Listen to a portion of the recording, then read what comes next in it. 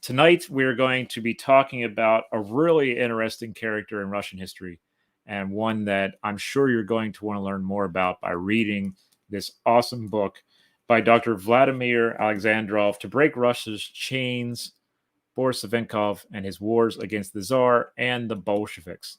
Amazing work, and I'm really delighted to have Dr. Alexandrov here with us tonight. Good evening, Vladimir. How are you? I'm good, John. Thanks for having me. You're very welcome. Thank you for being here. Dr. Alexandrov grew up in New York City in a Russian immigrant family. He earned a BA from Queens College of CUNY in 1968 in geology. In 1973, he earned his MA from the University of Massachusetts Amherst in comparative literature. And in 1979, he earned his PhD from Princeton in comparative literature. Vladimir taught in the Slavic department at Harvard before moving on to Yale in 1986. He retired from Yale in 2018 to pursue his writing career full-time. Again, Vladimir, it's great to have you on, and I'm really interested to talk with you about this book and much more. And it's really great to see you. Please let us know about your background, Vladimir, and your upbringing and your educational process. That really is important to a lot of my followers to understand the background of our authors. Sure. Thanks for asking. So there are some changes in my past. I originally began as a scientist because I was fascinated by the world of nature in general. But as my understanding of geology and chemistry and physics progressed, I discovered that I understood myself and other people very badly. And I decided that I wanted to try to rectify that somehow. And for me, the solution was to study literature. There was something about, say, philosophy or psychology that didn't quite appeal to me at the time. But reading works of literature from different cultures did appeal to me. And I grew up speaking Russian at home because my parents were Russian, as you mentioned, even though I was living in New York. So I had that language. I'd studied French, I'd studied German, and comparative literature seemed to be the way to go. And that paid off for me. I started to understand myself much better and other people. And that carried me through the teaching career that you referred to at Harvard and Yale. But then, toward the end of my teaching period at Yale, it's not that I felt I completely understood myself and other people and didn't have to pursue that at all anymore. I began to want to get into other kinds of stories than the ones that people who study literature are involved in, because I analyzed novels, plays, poetry. I became interested in true stories about unusual people who somehow reflected the historical forces of their times. And so I changed again in a way, because ever since retiring, and actually even before I retired, I started to work on historical biography. The initial impetus for that was actually accidental, but it was an accident that took root. I happened to come across a remarkable individual. He was a Black American who left the United States in 1893, went to Europe. By 1900, he was in Moscow. By 1912, he was a multi-millionaire impresario in Moscow. The revolution that happened in 1917 that we'll be talking about ruined him. He had to escape, run for his life. He wound up in Constantinople, where he resurrected his music business and died there in 1928. So, coming across a remarkable fellow like that, I wrote a book about him called The Black Russian. Right. A lot of fascinating archival research to resurrect his life made me want to do more. And so that led to the book you just mentioned, the latest book, which came out a few months ago, about Boris Savinkov, another figure who is not well known, at any rate in the United States. He's better known in Russia, and whose life was remarkable in the sense of how full of adventures it was and how it reflected the historical forces of the time. And I find myself being drawn to topics, whether they're individuals or events, that have fallen through the cracks, but that are, when you look at them, when you study them, you discover that they're really quite significant. And so the pleasure is in identifying something like that and then bringing it back to public memory. So I find myself now moving in that direction for the time being. Whether there's enough time left for me to change again in some remarkable way remains to be seen. But for now, I'm happy with the kind of historical biographical work that I'm doing. That's awesome. It's never too late to change course, I would say. You know? I hope so. Yeah. When you are researching a book such as this one, when you were looking for some work on Boris and others in the book that you go over a plethora of people within this book. What is your research method? Where do you go to find the archival holdings for this kind of thing? Well, I'm sure you know something of this because it's probably related to how you've done work yourself. I just dive into it. I start reading things that I collect the way magpies apparently collect stuff for their nests. Before you really know the field, you read whatever you can. There was one biography of Savinkov published about 30 years ago that I immediately found and read. And it upset me because it somehow didn't jibe with my sense of what Savinkov was really like. And then I started reading other things about him that were published in Russia a century ago. I managed to do some research in archives in France, in England, and in Russia. And I found documents about Savinkov or by Savinkov. All of that stuff began to adhere to my core intuition about him, the way, if a snowball is rolled down a hill, it'll grow. Right. So it's really in that kind of a not entirely systematic way that I began each of these projects. Eventually, I would come to recognizing that there's a gap about something in the person's life, and I'll make a concerted effort to try to fill that gap with specialized research. And then after a while, simply by immersing yourself in whatever evidence there is, you start getting a sense for the subject. And then, of course, having a clear chronology is also particularly important if you're dealing with a biography, because if you read about various events in a person's life out of sequence, you don't get a good enough sense of the kind of causal links that may attach one event to another. Right. And if you have a clear sense of the chronology of an individual's life, which you gradually put together, then you can correlate that with the historical events that are documented. So it becomes clear why a character did something peculiar sounding or looking at a particular point in time, because the historical forces required a reaction, and so the character reacted.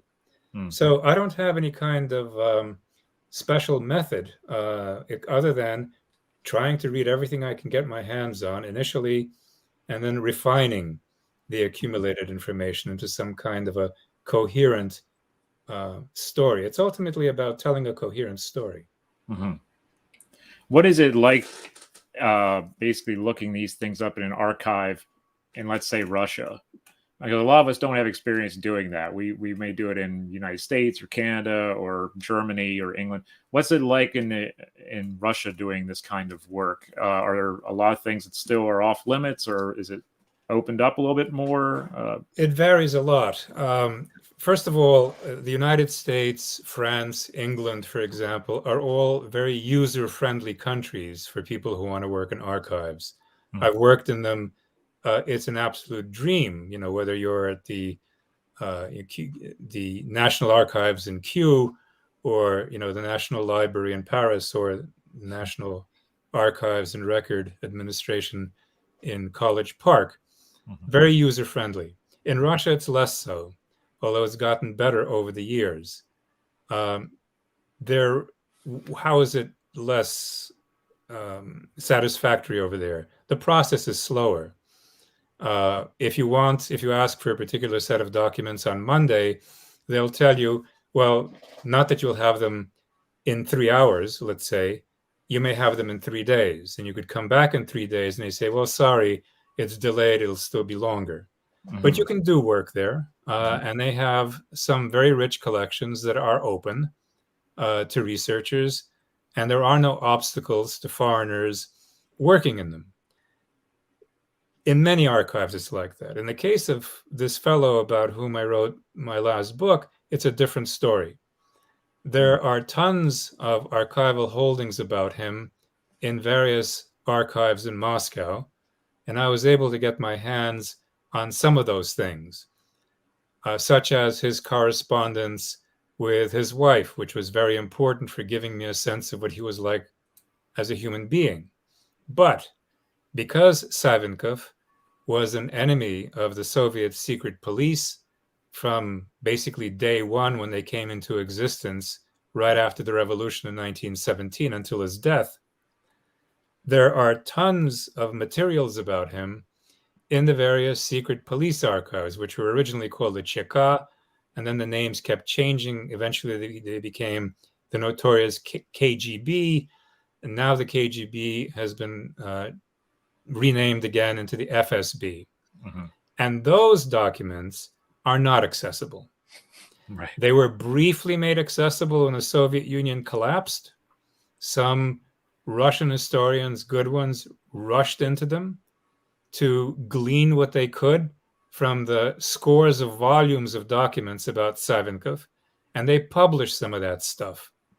But as the 90s wore on, the FSB decided not to make it easy for people to do research in those archives. So I, for example, didn't even try because I knew that I would not be allowed in. They will allow people who claim that they have a personal stake in some kind of set of documents. Like, my grandfather was executed in 1938. I want to find, I'm imagining how somebody could persuade them, the FSB, to let people in. Right. That if you have a grandfather who was killed by Stalin in 1938, they might let you in to find the papers pertaining to his execution. But for an outside researcher like me who can't claim any kind of personal connection, they probably would just say no, so I didn't bother. Right. What was Boris Savinkov's early life like? He came from a very kind of, we would probably use the terms now, middle-class family. They were reasonably, comfortably well off. His father was a judge in the Russian imperial legal system in Poland, which was at the time and remained until 1918 a part of the Russian Empire. Poland had been partitioned at the end of the 18th century by Austria, Prussia, and Russia. And Savinkov grew up in a comfortable, cultured household. His parents were very liberal. I'll give you one example. The Russians tried to suppress the use of Polish in the occupied Polish territories at this time.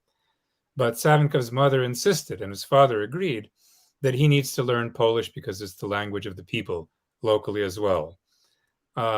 His father had a reputation for being a very fair judge in terms of dealing with the subject Polish people or with the large Jewish population that there was in Russian-occupied Poland as well.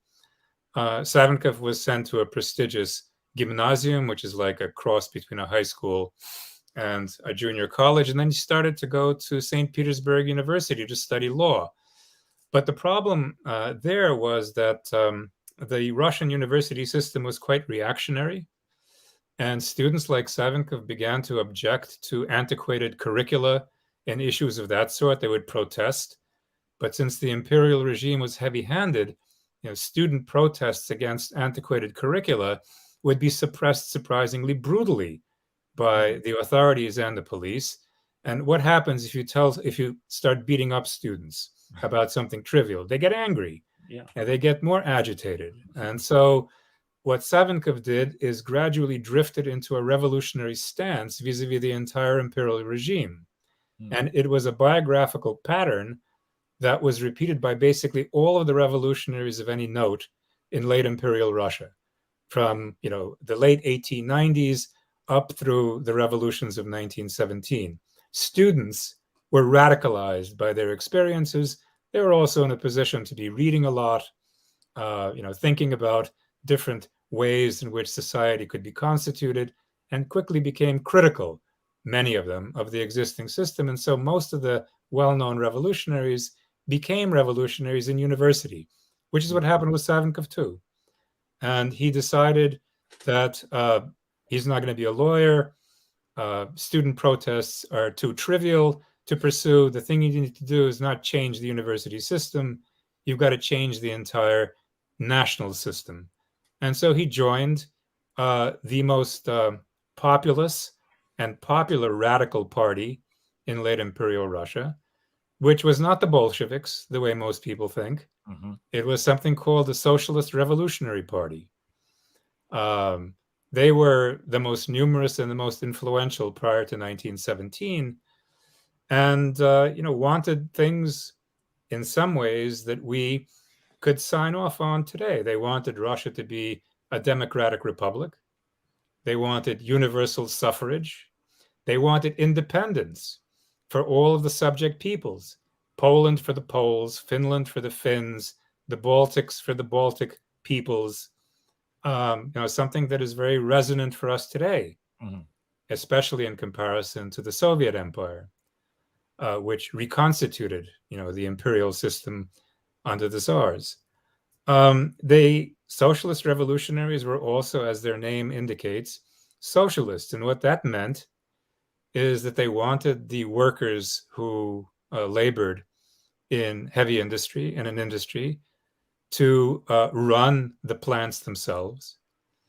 And they wanted the peasants, and Russia at this point, we're talking about the period about 1900 to 1917, was 80% peasant, the population. The socialist revolutionaries made a special emphasis on the peasantry and wanted them to own the land that they worked. So those are all, ideals that sound very reasonable. The one thing about the socialist revolutionaries that made them stand out, perhaps, was that they also believed in terrorism as a means of catalyzing revolution. The socialist revolutionaries tried to agitate the workers and the peasants to prepare them for the idea that a revolution was necessary. But then they had this distinctive thing that they called central terror. They believed that by targeting the leading figures in the Russian imperial regime, members of the imperial family, highly placed figures in the various ministries, in the police, and the armed forces, by targeting them and killing them, they would be able to catalyze a popular uprising.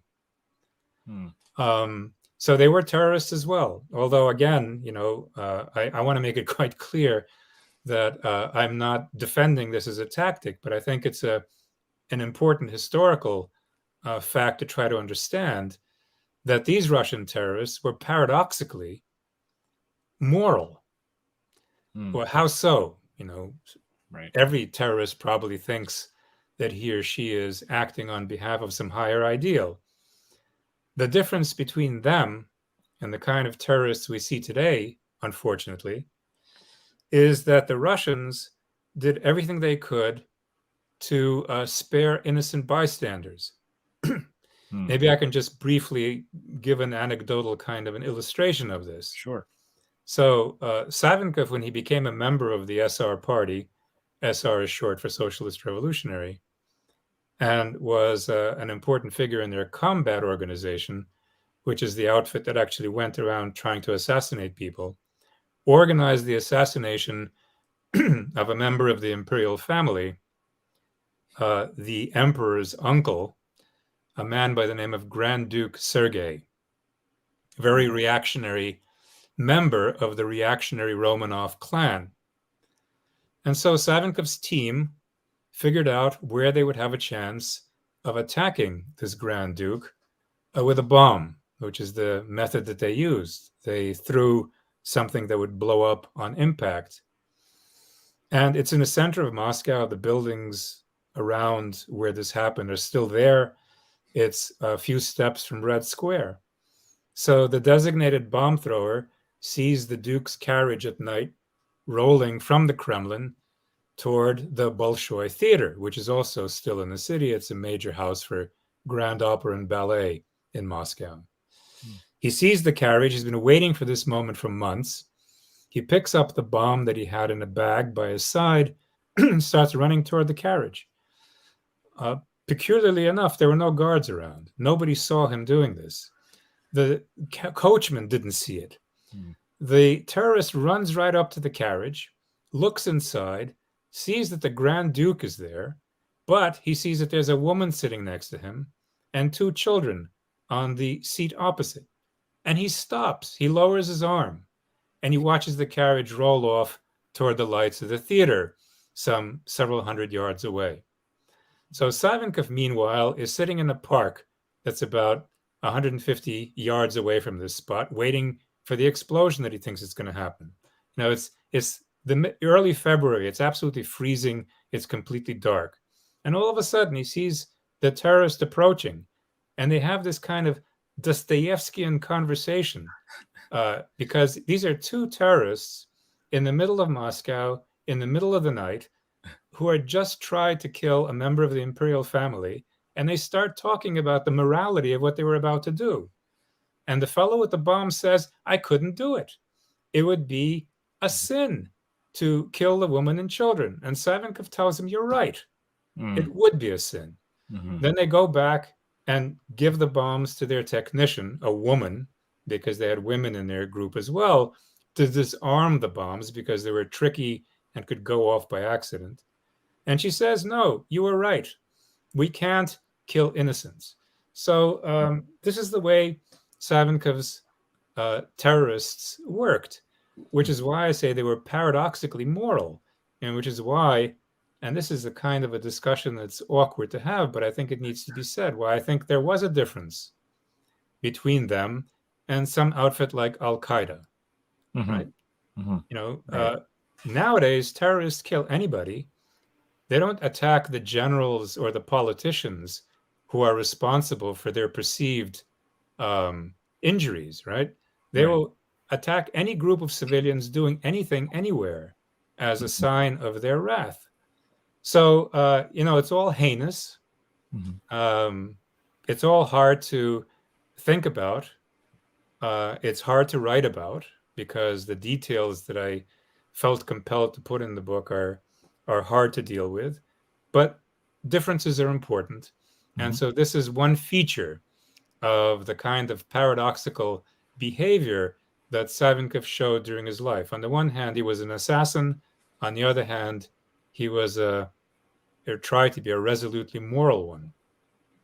When I read that portion of the book, and you know, I was thinking Savinkov was going to be irate that you didn't do it, and I wasn't expecting that feedback from him, and then from those who were working the bombs saying that you did the right thing by doing that. Because I think, and correct me if I'm wrong, I think they're still they have this moral compass as far as their work is involved or concerned. But are they also looking at how it's going to be perceived by other people? Because they want to bring people into this idea. If they start killing innocent people, they're going to turn people away. Yeah, you're right. It's both. I mean, they both have a moral compass, and they're very much concerned with the impression that they will produce. Now, I mean, we hear nowadays that terrorists commit their dreadful acts, and it inspires others to do the same. That's not the way the Russians saw what they were doing. All of the Russians, Savinkov himself, his closest comrades in these terrorist cells, they all agonized over what they were about to do, and they also agonized over what they had done. As a result of which, the man who dropped his arm rather than throwing the bomb at the Grand Duke's carriage, he did succeed in killing that Grand Duke 2 days later in another attempt. But he accepted his punishment, which he thought would be either he would be killed by the blast himself or that he would be executed, as just, because he had sinned in killing another human being. So there was this kind of paradoxical, quasi-religious feeling that these people had. They referred to Christ a lot. They thought that they were sacrificing themselves for the common Russian people who were suffering under the yoke of the Tsars. But at the same time, of course, they were not so blind that they didn't realize, and let me put it positively, they realized the difference between themselves and the model of Christ that they held very high, in that Christ did not kill, and they did. And they felt that they had to pay the price for their sin, and the price would be either death during the terrorist attack or execution. Wow. So they all expected it. And Savinkov did not die in a terrorist attack and was not executed, but he agonized over it nonetheless because he was complicit. He couldn't get over it. It wasn't just that you do this and you go on. It hung over him and all of the others. Right. Yeah. How widespread was terrorism in Russia at this time by people like the SR? Was it a pretty widespread thing, or was it a very meticulous detail, if you will, at that time? It was meticulously carried out, but there was a lot of it. So there were several thousand people that the SRs, over the course of how long? Perhaps a decade, had killed in this way. And it wasn't always senior figures in the imperial family. It would be the local police chief or other people of that sort. It was a plague of dreadful violence. Now, the thing about all of that is that it actually helped to destabilize the imperial regime, which is what the terrorists wanted. Right. The imperial regime would try to make concessions to the population because of various forms of agitation and action that were taking place. So it helped to sort of shake the foundations of the imperial regime and helped to prepare for the year 1917, which is when the two revolutions happened, the one in March and the one in November. But Savinkov's life, although it's, of course, marked importantly by his working with this terrorist organization, wasn't connected exclusively to that. One of the things that attracted me to him was how motley his life was and how many different things he did. He was, for example, just to give people a taste, after these terrorist attacks like the one that I described, Savinkov was arrested and he was slated to be executed. But together with soldiers who were guarding the fortress where he was imprisoned, he was able to escape. And he escaped, like in an adventure story, across the Black Sea at night in a little sailboat during a storm. He managed to make it to Romania and then to Switzerland, which was the headquarters for this organization. He was a very cunning conspirator, but he didn't realize until it was quite late in the game that his closest collaborator in the terrorist organization, the man that he admired the most, was actually a traitor. And the story of how that came out and how much effort it took for Savinkov to come around to accepting the fact that his closest comrade was actually a traitor. Moreover, he was a complicated traitor. Like everything in Russia is complicated. It wasn't just that the traitor worked for the police and betrayed the revolutionaries. The traitor worked both sides. He would allow some assassinations to go forward, like the one of the Grand Duke, the emperor's uncle, and he would thwart others. And he made money from both sides. At any rate, that all came out. When that came out, that pretty much undermined the entire terrorist enterprise.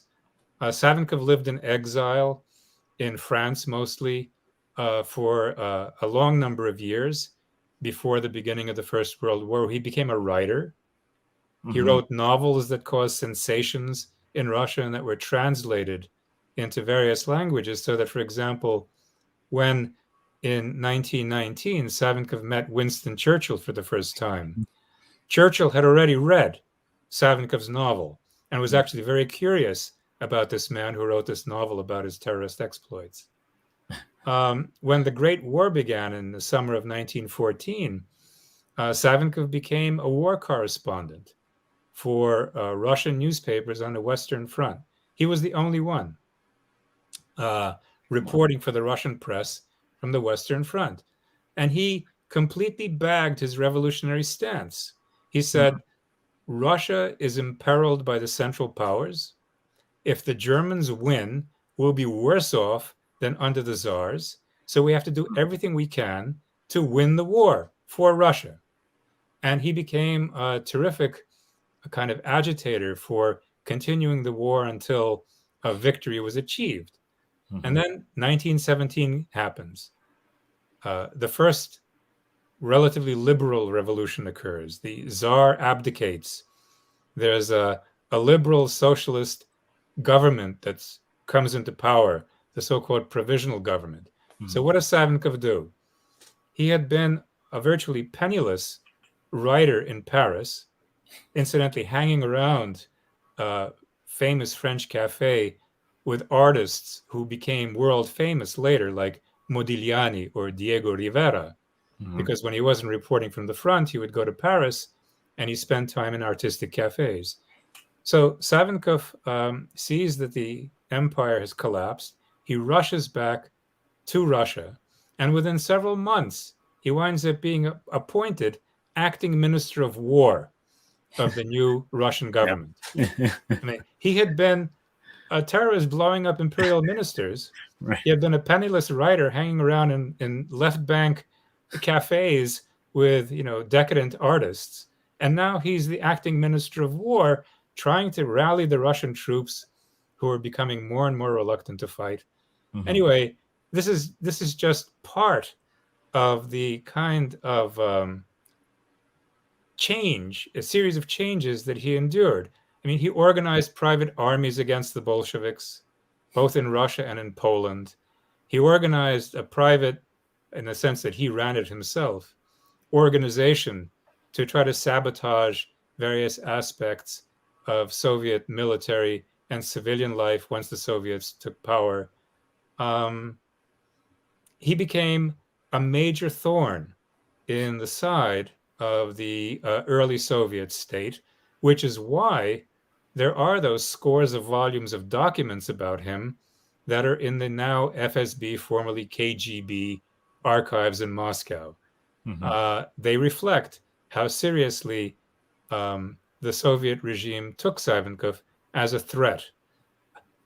I mentioned Churchill. Savinkov tried to get Churchill to get the Allies after the First World War, France and England, to invade Soviet Russia, to knock the Bolsheviks out.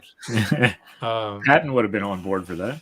Oh, yeah. I mean, this is an idea with a considerable pedigree. Right. So this is just a taste. You began by asking me about his childhood, and here I am talking about events decades later. It's okay. It's all right. Savinkov is a character whose life reads like a thriller.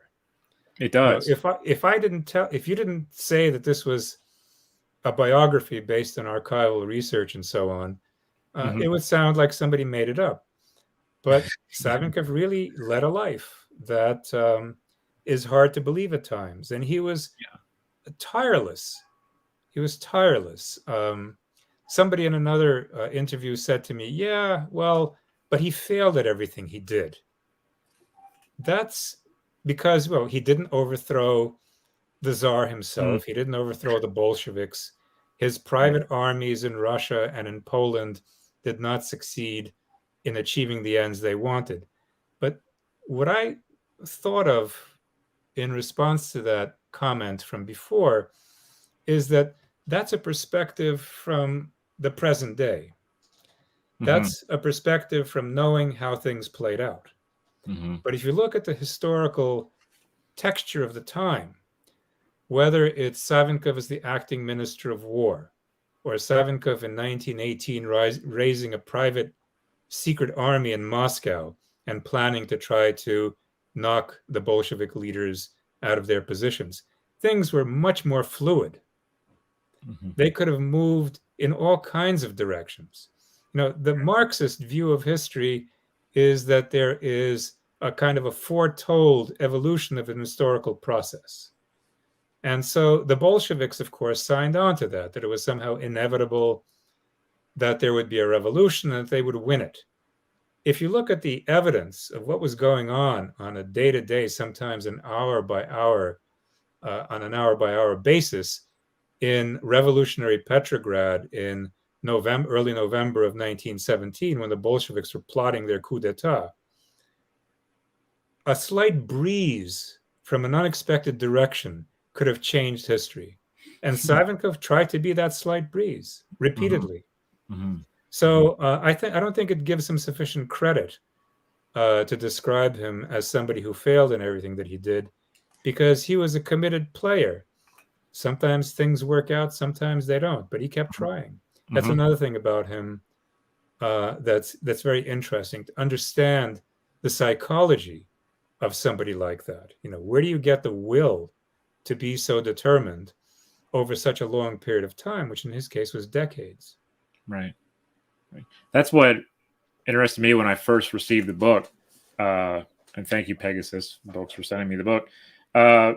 When you have in the subtitle about his wars against the Tsar and the Bolsheviks, me as a student from, American schools and stuff, I figured that if you were either on one side or the other, and I didn't realize that there were people basically who didn't subscribe to that. So when I read about the socialist revolutionaries, it started to make more sense as to, okay, that you can be neither Bolshevik or Tsarist. You can kind of be something else.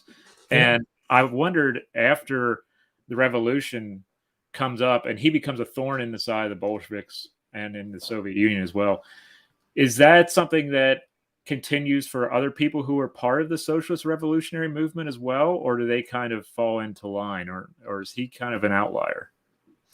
Well, the socialist revolutionaries in 1918, when Savinkov had a falling out with them, I should say. So he stopped being officially a member of the Socialist Revolutionary Party, and he became what he called himself an independent socialist.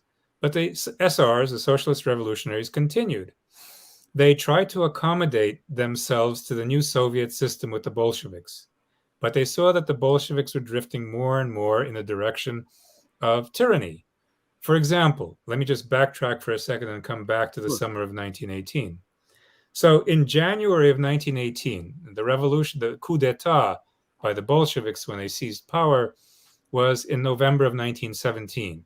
So we're talking about a period of a little over a month. There was supposed to be something called a Constituent Assembly. This was a representative body representing the different classes and groups of Russian people who were brought together in Petrograd in order to decide what kind of a government Russia should have. Now, Lenin and the Bolsheviks had already seized power and said that they held it a month before. But this Constituent Assembly believed that its mandate was actually to decide the future of the country. Lenin saw that the Socialist Revolutionary Party was going to win the election and would therefore be in a position to form the government that it wanted. So what did he do? He had his troops scatter the Constituent Assembly at gunpoint. So this shows that although the socialist revolutionaries tried to accommodate themselves to the Bolsheviks, it was an awkward accommodation. Now, of course, as in all political parties, there were left and right wings.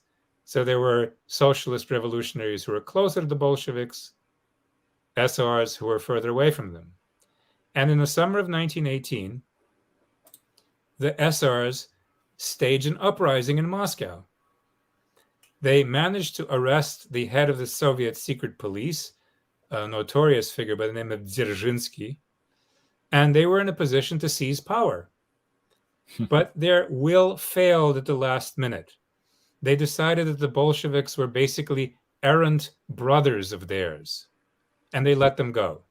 Wow. But what I'm getting at here is that there was internal discord. There was discord between the different radical parties, including the SRs versus the Bolsheviks. There was another socialist democratic party faction other than the Bolsheviks, the Mensheviks, who are also more humane than the Bolsheviks in terms of their sense of what the proper form of government for Russia would be.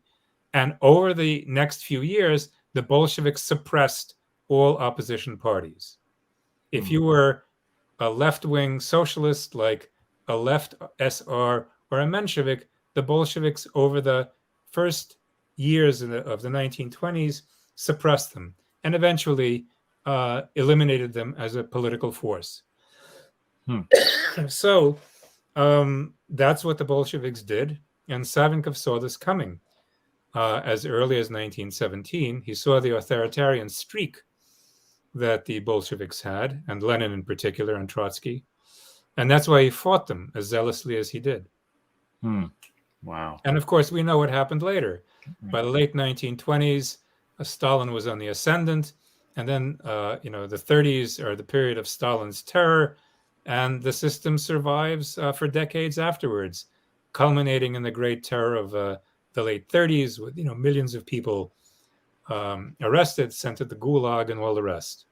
So Savinkov, in this sense, was prescient. He didn't want any accommodation with Lenin and his ilk. He saw what they were going to bring, and he was right. Yeah. What about Savinkov's personal life? Because I'm sure it was, not a usual one either. Yeah, Savinkov, in that sense, followed a kind of a sadly familiar life course. He married young. He was a dedicated husband and father, but he was also on the run from the imperial police. And so he couldn't have a normal family life when he became a professional revolutionary. He would have to live abroad for long periods of time. His wife and their children stayed in Petersburg. She tried to provide them with as normal an existence as she could. Money was always tight. Savinkov supported them financially for the rest of his life. I mean, eventually that marriage broke up. He had a common law wife with whom he had another son. Simultaneously, he continued to support his first wife and children, and she raised the children to think well of their father, not as somebody who had abandoned them, but somebody who was fighting for an important cause and that they should love. And they did. This lasted for a good 20 years. Savinkov led a high-pressure existence. He wound up, as far as I can tell from the records, having 3 important women in his life, the second wife who bore him a son, and he separated. He took up with another woman who was close to his organization and who followed him when he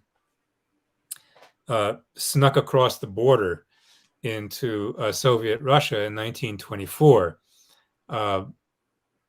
My interpretation is that he was involved in a complex plot and that he knew that he was going to be arrested and that sneaking across the border was a trap that he was aware of. There are different ways of seeing this. It's a complicated issue. It's also, I think, a particularly interesting moment in his life. And if I don't discuss it now, maybe people will be curious to read about it. So let's leave that. Let's leave that blank for the time being. But anyway, she went to Russia with him. So family life was important to him, but like the idealistic individual that he was, he sacrificed it to his political goals, and it hurt him. That's one of the reasons why I wanted to get some of the letters from archives in Moscow that he exchanged with his wife, and there are hundreds of them, because they're very painful, touching human documents. They yearn to be together. They can't because they're trying to sacrifice their personal happiness for the good of the country. It sounds simple, and it was as simple and as complicated as that.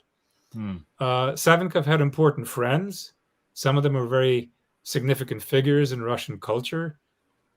Two writers who were basically the power couple of early 20th century Russian letters, a woman by the name of Zinaida Hippius and a man by the name of Dmitry Merezhkovsky. The names aren't important. They were first-rate figures in the history of Russian literature at the time, became close friends of his and mentored him in his writing program. I mentioned the famous artists that he spent time with on the left bank in Paris, who were fascinated by the past of this man.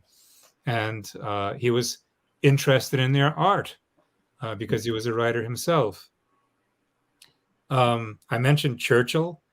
Savinkov became for a time an unofficial advisor to Winston Churchill on Russia. And I found in the National Archive in London a document that Churchill, who was in the government at the time, I think he was the Minister for War and Air, circulated a memorandum to the other members of the cabinet, which was basically a word-for-word translation of a statement that Savinkov had sent him to Churchill earlier. They saw completely eye to eye on what should be done. Somerset Maugham, the famous English writer, was sent to Russia in 1918 by British intelligence working together with American intelligence. American intelligence in those days was in its infancy, but they combined with the Brits to send Somerset Maugham there to see what he could do, to find out, sorry, I should have said in 1917, to see what he could do to try to get the Russians to continue to fight in the Great War, right? Because we know that there was a Western Front and an Eastern Front. The Russians were collapsing on the Eastern Front. That was putting an enormous amount of pressure on the Western Front. If the Americans hadn't come in to the Great War in 1917, Germany probably would have won because the Russians weren't fighting well enough. So Maugham was a man of the world, a famous writer. He met Savinkov and he was hypnotized by him to such an extent that a good 20 years later, looking back over his long and rich life, Maugham said that Savinkov was probably the most remarkable man that he'd ever met anywhere. And coming from somebody like Maugham, that's quite a statement. So this is another side to Savinkov's life. He was fascinated by Mussolini in the early 1920s, the way almost everybody was. Roosevelt was fascinated by Mussolini. There were Zionists who were interested in Mussolini's ideas. Savinkov thought he could enlist Mussolini to help fight the Bolsheviks. It didn't work out. But he became a figure who was known to national leaders of considerable significance in France as well. Yeah, it was really interesting to see their reach, even when they were when he was in his early days of being in the terrorist cells, so to speak, where he's going to Paris and he's going to other places, and it's like there's a lot of reach here to these organizations where they can, go different places and to get away and to basically be in exile, sometimes on their own, sometimes not. But there's still that revolutionary ideal pumping up, even if they're sitting in Belgium or Paris or wherever it may be. It's a really interesting aspect of it that I never considered. Yeah, it was standard for Russian revolutionaries to take refuge abroad when things got too hot at home. They could do it in Finland to some extent because Finland had a degree of autonomy, even though it was part of the Russian Empire. But the places where they spent most of their time was Paris, which would have thousands of revolutionaries from Russia and Poles from the Russian Empire and so on living there, or Geneva. And, the French, I found documents showing that the French knew perfectly well what these people were up to, but they figured somehow in their spirit of equality, fraternity, and liberty, that they owed these people a chance to live there safely, as long as the revolutionaries didn't do anything revolutionary on French soil. Right. Yeah. So they could be there in exile. None of the French security services had any illusions about who Savinkov was. But since Savinkov wasn't doing anything illegal in France, they left him alone, except to watch him. The same thing in Switzerland. And of course, the Russian secret police, the imperial secret police, followed Savinkov every step of the way. There are archival holdings that consist of daily, sometimes twice daily reports by agents who tailed Savinkov, reporting to their headquarters in Paris, which then reported to the headquarters in St. Petersburg. So today Savinkov got up, it seems around 9:30. He went for a shave at such and such a place on the French Riviera where he was living. Then he went for a walk and a bicycle ride, and then he stayed indoors for the rest of the day. They would report on everything he did. They watched him like a hawk, even though by this point he wasn't really active anymore. That's also a fun thing to research, because it's a cat and mouse game, and the documents are there that allow you to try to reconstruct what happened, which is why I said that his life is like, something out of a thriller. Yeah, it's like Jason Bourne meets Catch Me If You Can. Something like that, with a little bit of James Bond thrown in, and Lord knows what else. Yeah, that's when I was reading it. I'm like, this reads like a Bond/Bourne novel, and it's real. Yeah, and at the stakes, the stakes in Bond movies and Jason Bourne movies, the stakes are always high, but they're invented, right? Right. It's Spectre trying to take over the world with a satellite or something or other. Yeah. Here, we're talking about real countries, real regimes, real revolutions, real armies. So it's probably the most satisfying kind of thriller about things and people that matter. And we're still living in a world that was shaped by that, because it is arguably the case that the Russian Revolution was possibly the most important catalyst of 20th century world history. Because, the rise of Hitler and Mussolini was in large measure as a reaction against communism. Lenin and his ilk tried to export the idea of worldwide revolution literally everywhere, which is what put all of the Western powers on alert. And they tried to export the revolution by invading Poland. Fortunately, the Poles managed to stop that for a long period of time.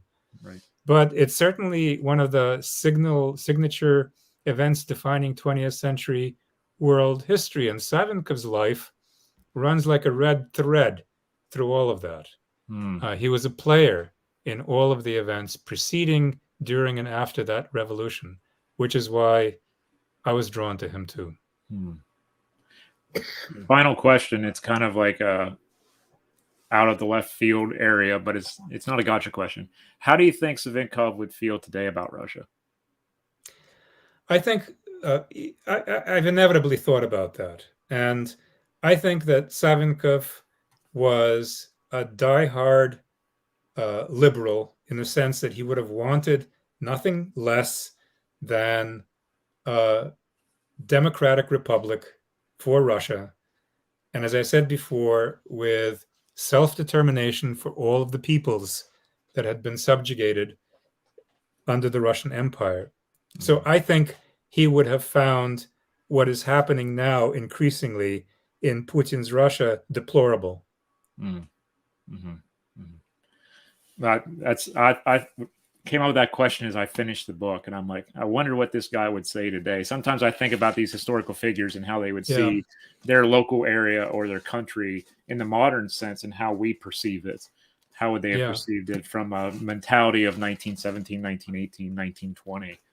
I think, his belief in freedom and the importance of personal and political freedom was lifelong. And I think it was genuine, despite all the twists and turns. I mean, he was tempted at times to become an authoritative figure himself. But that I don't believe that it was for the sake of having power. It was because he thought he could get the country to where he wanted it to be, which is always tricky, right? Right. You get power, because you want to bring the country to freedom, are you really going to give it up? Right. Well, I give him the benefit of the doubt based on what I've learned about him over the years. I think that that's what he wanted. Yeah. He seems like a moral warrior. And, he was moral. I think it was part of his downfall. Yeah. Because he was up against ruthless opponents, especially Lenin and the Bolsheviks. And for them, winning was the crucial thing. For Savinkov, how you do it mattered as well. Mm-hmm. Yeah, it's never good for a moral warrior when you're up against immoral warriors. especially at that time. I mean, that's when the old sort of courtly behavior on the field of battle was already falling away, right? Right. Yeah. Well, everyone, I put links into the chat to go pick up your copy of the book. You need this book. This is awesome. To Break Russia's Chains. Boris Savinkov is an amazing person. And this is a real page turner, honestly, where it's like, I can't believe some of this stuff is real, but it is. And I thoroughly enjoyed it. And Vladimir, I really enjoyed having you on this evening to discuss the book. And it was just a great conversation with you. And I've learned so much more about Tsarist Russia and the early days of the Soviet Union. And I really opened my eyes up. Before we go, I got to ask, are you going to say what you're working on next? Just a little plug. Oh, sure. It's a lot of fun to work on something new and different. And maybe I'll mention that same little tantalizing detail I mentioned to you before we went on air. So I'm working on a new book that's going to be about the role of Russia in the American Civil War, not something that is very well known. And without giving away what it's going to be specifically, let me just say that Gideon Welles, who was Abraham Lincoln's Secretary of the Navy, wrote in his diary in 1863, "God bless the Russians." Now, to imagine an American member of the American cabinet under Lincoln writing that in his diary, especially if you compare it to the present day, is quite something. So this is a little bit of a teaser about where I'm heading with this new project, which I'm researching with a lot of fun. That's awesome. That's great. I hope you'll be back on once you get that one completed, because I know a lot of Civil War nerds are in my comment section all the time. So they will really love that. I'd love that. Thanks, John. It was a lot of fun. It was my pleasure. Thank you so much. I appreciate everyone hanging out with us this evening. Thank you so much. I placed links into the chat to go get your copy of Vladimir's book. Please do. I already see that one person said they bought both of them. So thank you for that. I hope you all have a tremendous evening. Be safe, be well, and we will speak with you very, very soon. Take care, everybody.